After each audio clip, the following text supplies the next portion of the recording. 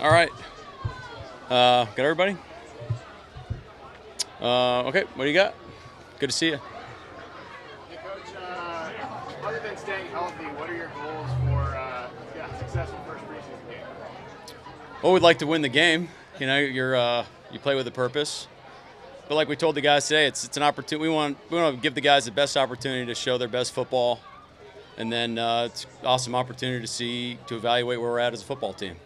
Where do you think you're at right now? You just finished up the first phase of training camp. Now the preseason's rolling. How do you feel about the way things are going? Yeah, we're in it. I think the guys' spirits are right where they should be. They're battling through it. They're optimistic.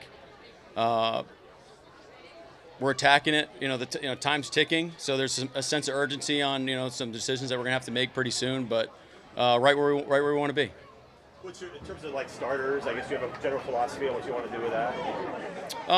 So a couple things driving the decision is one, the science of getting the exposure. Obviously, with new systems, new schemes, guys wanted to knock the rust off, so to speak, make sure we're sharp going into week one. So. There's two things going on. It's one, we want to get the starters out there, and then also some individual decisions on certain positions that guys, we might hold back, or maybe don't put them out there maybe until week 3 after the Tennessee practice, things like that. So I think defensively you'll probably see a good amount of starters out there to start the game. We'll see how long that lasts, and then offensively, as of right now, I don't believe Geno's going to go. A couple other starters aren't going to go as well. Which is all good, but then we'll sharpen it out. Guys will have a great showing, and we'll see where we're at and move forward. Did you say you don't think so? I don't think so, no, sir. How much can we expect to see Byron Murphy out there? He'll be out there. He'll be rolling. With defense in particular, or just the live tackling, how important are those reps in those preseason games? Yeah, it's huge. I mean, it goes back to how well you can orchestrate practice and execute, making sure you're taking the right angles, things like that, thudding guys up in square view. Making sure you're taking good angles on side view, things of that nature. How we're coaching the fundamentals of it, getting some live reps of the threes at the stadium is another opportunity to kind of hone the tackling. But absolutely, how we tackle will be definitely at the top of the list of things we're evaluating. How have you seen Geno bounce back from the injuries and the absence? Seamlessly. He's out there. He's rolling. He looks good. He looks sharp. Excited about where we're at as an offense. We're right there. I think the practices against Tennessee will be the next biggest evaluation stage of where we're at. Draymond Jones and Noah Fant were both back out there today. Yeah. Are those guys trending towards being able to practice next week in full? I believe so. How about with Mike Jackson? Mike Jack, I couldn't give you an exact timeline. DT is probably along the lines of Noah and Draymond. Baker, do you have any more? No. I mean, everything's as advertised, but no update on Bake. With Jerome not being able to go for you in the preseason here, this is start. How have you seen Tyrese kind of develop, getting more reps with the 110 last week or so, and how you kind of seen him progress? Yeah, those are valuable reps. I mean, you saw it in the spring with the other backups, guys like Radigan, Patio, and my message to them is take advantage of them, because you're not guaranteed, and this is some high quality stuff that they're able to be exposed to, and it's nice to be able to evaluate him on where he's at and his development, and then hopefully we see him making a bunch of plays on Saturday. Hey, Coach, what does it say about DK Metcalf that he spoke to the team at the end of yesterday's meeting? Yeah, DK is a leader on this team. I mean, and we look to him, and as he goes, we're going to go for a lot of where we want to go as a football team. So.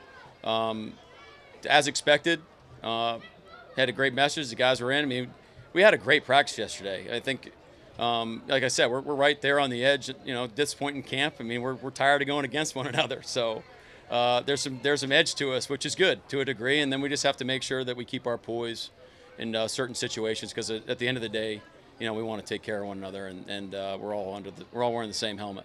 Mike, between the fight day and the pacing of practices and when to back off and when not to, what leadership experiences have you learned here in these 3 weeks, and what's worked, maybe what hasn't, bigger picture philosophically?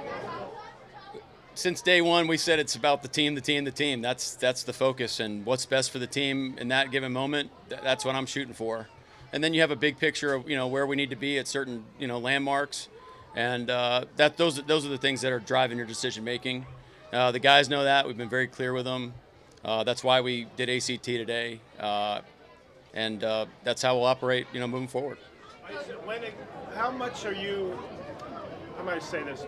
Are you learning to deviate from a plan, or are you not sticking to a script of we need to do this on this day, this on this day? You know the answer to that. I mean, yeah, you have to. They make fun of me about saying we say staying frosty. Just sometimes you got to be able to adjust.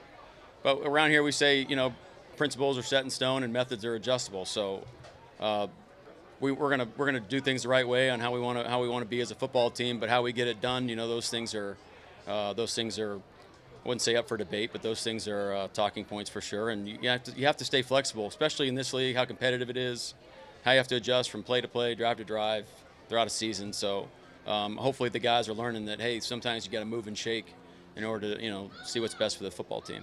Coach, how do you think your game day pregame routine will change now that you're a head coach? I'm not much of a political guy out there, so I'm not shaking a bunch of hands to start with, but it's going to be about the same. I'm game planning all the way through. I mean, there's no game planning going into preseason. But, there's things you have to handle as a head coach, making sure we're in the right spot pregame-wise. But I don't expect a huge deviation from what I've done in years past. Coach Dungy out there.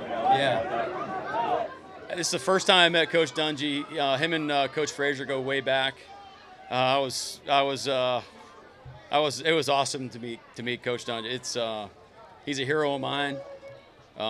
He's the reason I'm talking to you guys today. There's a longer story behind that, so I shared him that story, and just such an appreciation and a respect for who he is as a human, as a leader, as a coach, as a man. It's so just to have him here and want to be part of this, and his relationship with Leslie just means the world. And then to see the look on the guys' face when they realized that he was here was really cool. I thought they appreciated it. So thanks to Coach Dungy for having a couple words for the guys, and just him being here means a lot. ACT, is that a you thing? That's something how we called it in Baltimore. It's called alignment, communication, and technique. So don't tell the guys, but it means walkthrough. We're looking for a little bit more of an intense walkthrough. What are you looking to see from Sam and PJ on Saturday? I want to see them operate our offense, do the things that they do that we love about them. So go out and go sling it, and make some great decisions, and let's rock and roll. There's a report about Connor Williams set to sign with the team. Yep. You're anticipating that he's going to be here next week, and do you think that he's going to be able to participate early on after signing it? Yeah, my understanding is he's coming in this weekend, and then in terms of plan to get him rolling, we're working through that right now. This is a guy that had some good things happen early in his career and some ups and downs. When you were evaluating him, bringing him in here, what do you like about him as a player that he can do for you guys? I feel like I say versatility a lot. I mean, the first thing I'm thinking about is in the return game. When the ball's in his hands, he can do a lot of cool things. So he's right in it. It's going to be a great battle for the kind of the second half of our wide receiver room. But he's right in the thick of it. He's doing a great job. Just keep on rolling, go make some plays in preseason, and chips will fall right in place. With Connor, I know you said earlier Connor Williams center likely. Is that still be the plan? That's the thought right now. Yeah. Mike Brown is Trey Brown. I believe so. Yeah, he's dealing with some things, but I think he's he did some ACT today, so he's right there. Mike, what happened to Matt Cattell? I believe he had a high ankle. Was that somebody who, at that position, you need some noses? Is that yeah, we have some. We don't need like an absolute nose per se, but getting a guy like Hank in here is going to help our rotation up front, especially on early downs. But there's ways around it as well. Mike, how did you go about setting the tone? You said the tone. You said the principles. How did you go about setting the principles early with this group? Yeah, it's fun. I mean, you have all these opportunities to talk to the guys, and you're learning that you can't assume anything with the guys because those are the first interactions that you're having with them. So trying to be as clear as you can on how we want our football team to be, getting input from them on how it's their team at the end of the day, the things they want their team to be about. And I think when you start having those conversations, you see the shared vision that we have, and now you're just throwing words behind it. And then at the end of the day, those are still just words on a page. You got to make them come to life. But at some point, you have to start making decisions on how you want to message things. And That's how we went about it, since February. In that process, how important is it for them to see that the overall goal? So any deviation, you're able to say, hey, you're deviating away from our goal. Well, it's a lot easier when you have consensus on things and then you're not hitting the mark. You said, hey, we all agreed we wanted it to look like this. This isn't it. And then I think you get better buy-in that way. That's just our style and how we do it. But that's how we roll. You mentioned that DK addressed the team. What was the gist of what he said? I'll leave that. I mean, it was just, trust me, it was a great message. It's what we needed to hear. But I'll leave that to the guys. Mike, when you called them together yesterday after the helmet swing, and you said enough's enough, how did you broach that? What was the talking point? Yeah, it was positive. Just, hey, guys, this reminder, what we're trying to achieve here. Let's take a deep breath and let's make sure we close out practice the right way. And to the guys' credit, I thought we did that.